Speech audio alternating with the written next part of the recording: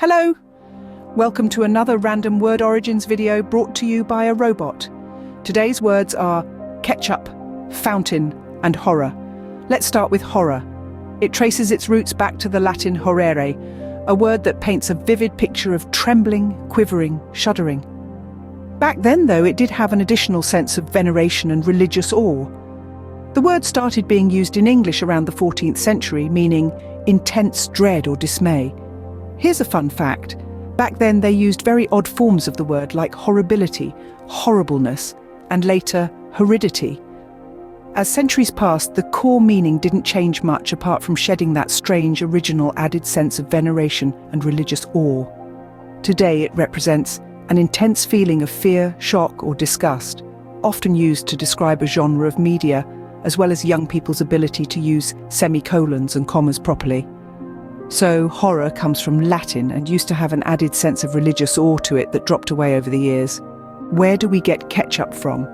Like many things, the answer involves rotten fish. Ketchup, that tangy tomato condiment we all know and love, has a surprisingly fishy past.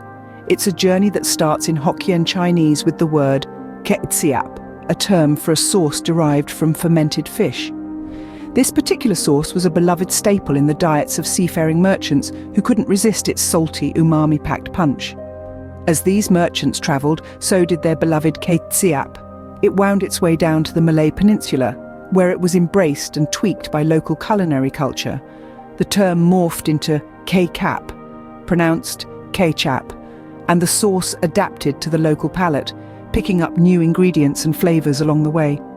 And then in the 18th century, Ketchup crossed paths with English sailors. They brought it back home, adapted it to their own god-forsaken tastes, and thereby gave birth to ketchup, almost as we know it today. The English version was not quite the fermented fish sauce of its origins. Tomatoes, a New World fruit, were added to the mix, creating the sweet and tangy ketchup we're familiar with today. The first attestation of ketchup in English is in a recipe in a cookbook dating back to the 18th century. Here it was a condiment, still fairly different from what we might put on fries today, but definitely in the ballpark. So that's where we get ketchup from, a Hokkien word for a fish sauce that sailors found on the Malay peninsulas, then took home and added tomatoes and later on, a buttload of sugar too. Next up, fountain. This word comes to us from the medieval Latin fontana, meaning a spring or source of water. From there, nerds have traced forms of the word in Old French, whose word was fontaine, meaning natural spring. The first attestation of fountain in English is in the 14th century. At that time it was used to describe a spring of water or source of a stream. The word's usage was quite literal, reflecting the tangible and vital role of water in everyday life. The meaning evolved over time, of course, eventually coming to mean an artificial jet of water by about the year 1500. Today, it not only refers to a source of water, but also to an ornamental structure in a pool or elsewhere from which jets or sprays of water are discharged. Well, that's about it, but hey, did you know that chocolate fountains were only made popular from the 1990s?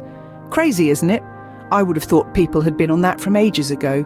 Oh well, until next time then. Have a lovely rest of your day.